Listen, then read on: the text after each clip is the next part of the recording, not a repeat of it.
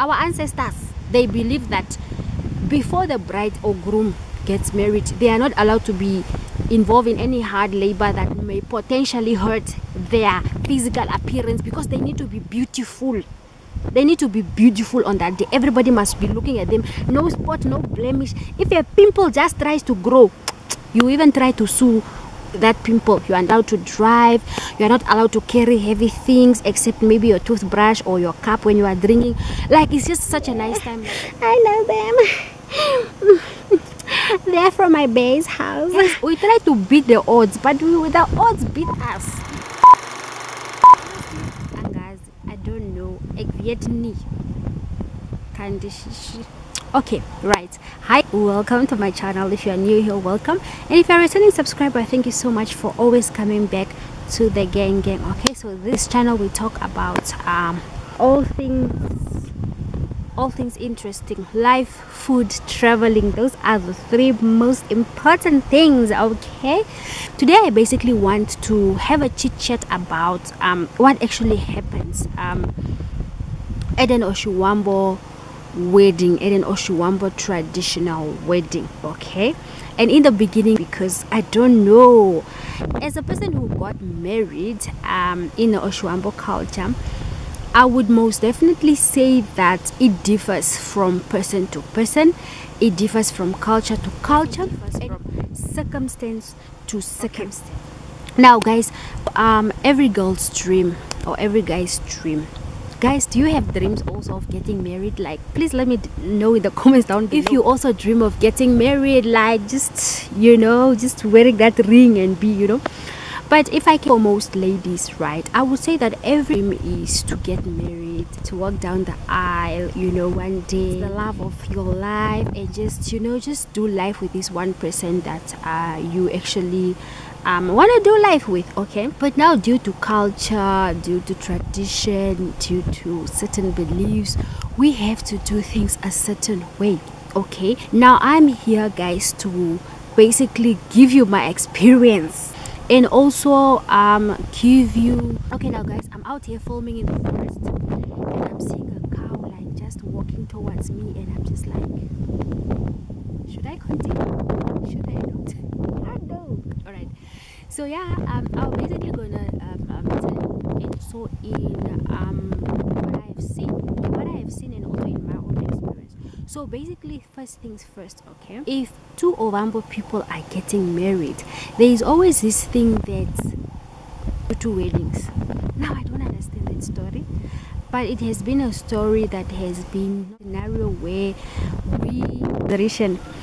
they have set trends in which we basically need to come in and have two weddings. Like, guys, it's so tiring, it's so exhausting, it's financially draining, it's emotionally working, it's just everything, you know. So yeah, if the two Oshiwambo people are getting married, then you are expected to have two receptions. Okay, it can either be on the same day or depending on if you guys are close to each other. Guys, for the winter. Okay, so it depends on the two people, how far apart they are from each other and stuff like that. So sometimes those two receptions can be done in one day, but sometimes, most of the times, for ease of traveling and also, you know, so that the stomach can have some space, the next, you know, meal is also the, like, it's done the first day, like the first day, and then on the lady side, and then the second.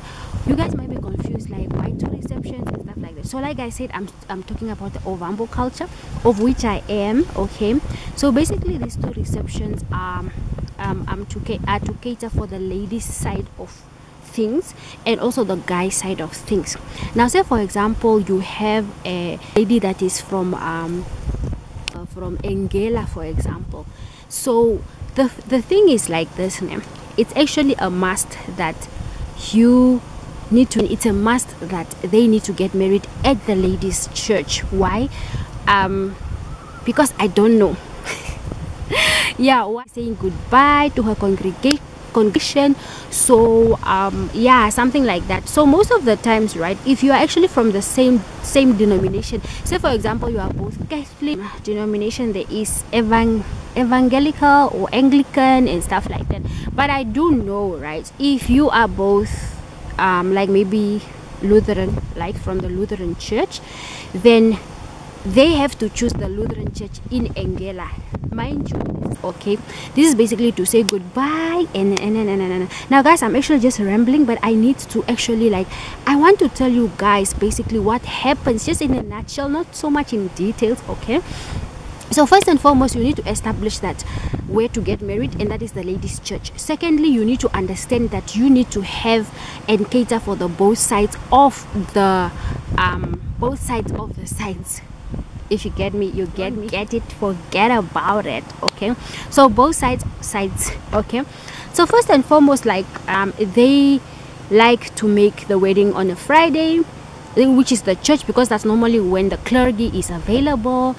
And then the Saturday, obviously, we proceed to the guy's side. Okay, so in my experience, in my opinion, in my way, right, we didn't have that, because my husband and I were at the same church at that time.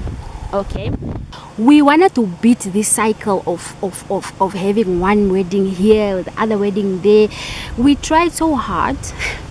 But since I'm from Angola, I'm born in Angola, we felt like it was very unfair for my Angolan people not to see me getting married, you understand. So what we did, we basically agreed to have a church wedding, one reception, on that it was a Saturday, that same day, and then we had the reception after, like, around, sometimes, to say the least, about the events that happened. But the event was a very, very beautiful one. It's just that, yes, there are certain things that happened in that preparation and in the wedding, on the wedding day, that I was like, okay, yeah. So we got married in one church, and we basically just we had our reception there, and then we finished everything. Okay, but now in the north, now if you have to do it in the north, guys, it's not going to be like that. Okay, like I said,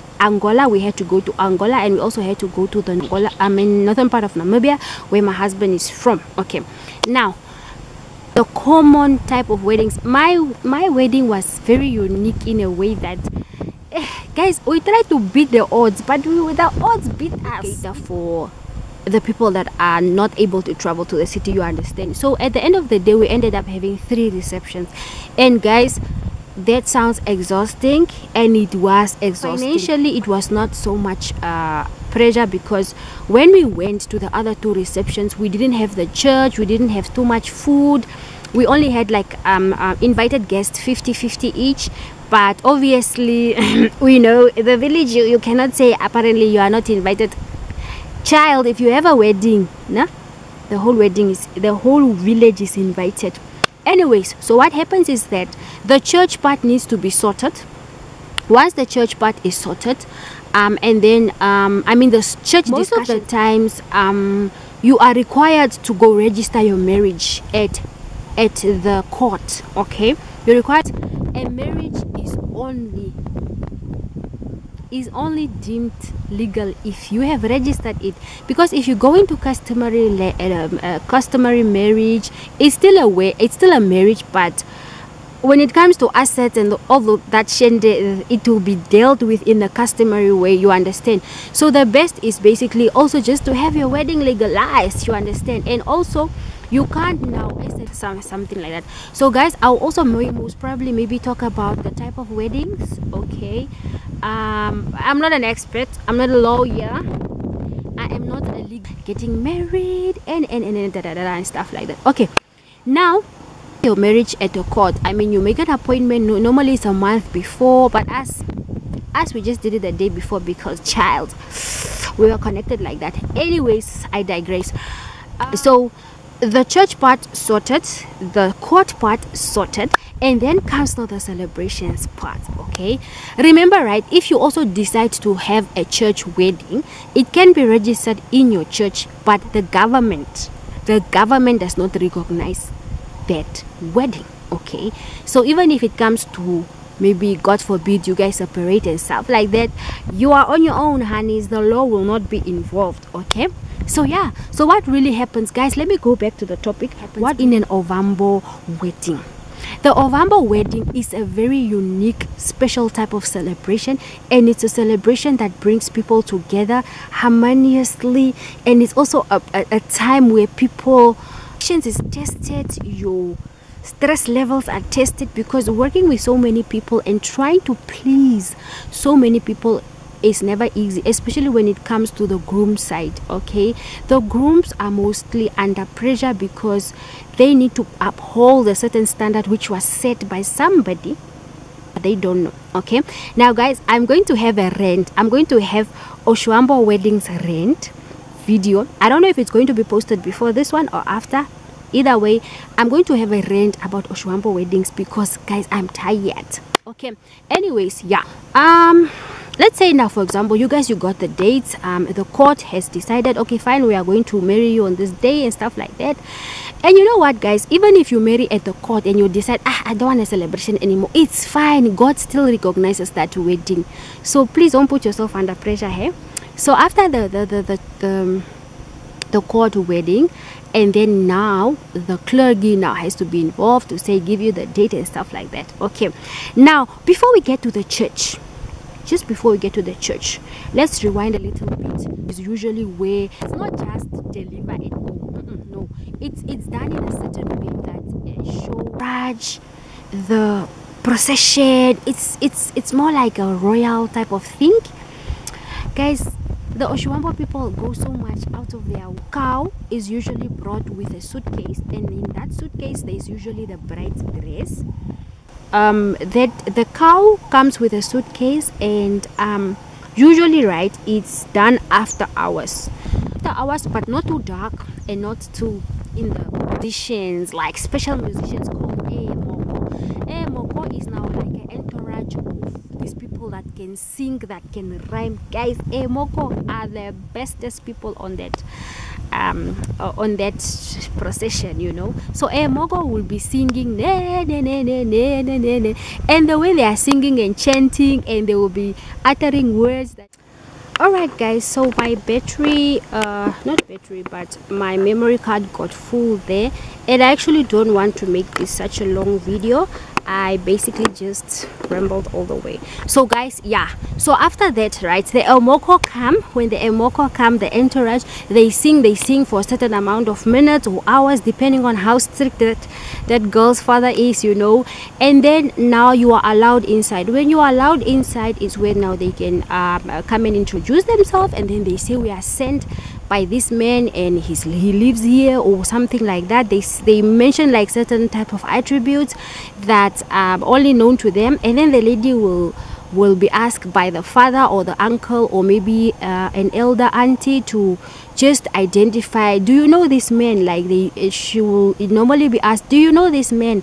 What they saying true? And then the lady will be like shyly say, I know them. They're from my base house. You know, like, it's very, very weird, né? Like you pretend to be so shy on that day, but we all know, child, you is getting married tomorrow. Anyways, once the lady accepts and then the celebration continues, the guests are received. We have a traditional drink called omalodu, and then we have chicken, meat, whatever it is that the lady's father's side or the lady's mom has prepared. From there, guys, after the feasting, we now say goodbye. Like, I'm talking as if I'm part of the entourage, because child, there is basically what happens. And then you go back home. Once you go back home, the groom, okay, the other thing that I left out is that the week before the wedding, the bride and the groom are not allowed to touch anything. Guys, you know, that time you are like a king, eh? You are like a king, you are like a queen. You are not allowed to touch water except to bathe yourself. Like, you know, people will like run your bath. People will be like, you know, especially your best man and your grooms, your best man and the maid of honor. These are the people that are now going to, like, you know, like they are going to sort of like escort you everywhere, and you're not allowed to drive, you're not allowed to carry heavy things except maybe your toothbrush or your cup when you are drinking. Like, it's just such a nice time. Like, our ancestors, they believe that before the bride or groom gets married, they are not allowed to be involved in any hard labor that may potentially hurt their physical appearance, because they need to be beautiful. They need to be beautiful on that day. Everybody must be looking at them. No spot, no blemish. If a pimple just tries to grow, you even try to sue that pimple. But anyways, that is actually what goes down there. And then the next day, the jubilees day, is now the wedding day. The wedding day, normally service starts maybe around 10 or 11. No, let me not say 10 or 11, 9 or 10. So usually I expected to be at the service like very early and stuff like that. Now, mind you guys, we do have what we call the groomsmen, the bridesmaids. So these people are actually supposed to help, and I'm going to address this in my rant video about the bridesmaids, because I have a bone to pick with these groups of people. Okay, so yeah, so the brides go in the church. The groom is supposed to arrive first so that he can see the groom and pretend to cry. That's my baby. Yeah, guys, the things we do for the wedding. Okay, so it's earlier, and then the bride comes later, and then there are guests, and then after that, after the service, which is normally an hour to 2 hours long service, and then they go for the photo shoot. Oshiwambo people, the church service is a photo shoot, so the whole church follows.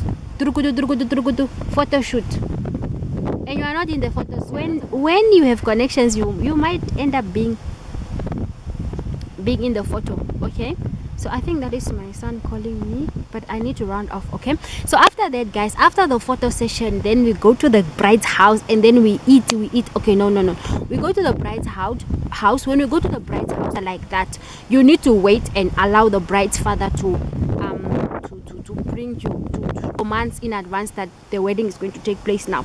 But for bride's father, they just act all, you know, stuff like that. So yeah, guys, after that, once we finish now eating at the lady's house, it's either we proceed the same day or we can proceed the next day. Okay, so that is basically it. Like, the celebrations normally consist of a big tent, or sometimes maybe just an enclosed area where there is entertainment, especially from the groomsmen and the groomsmen and the bridesmaids and stuff like that.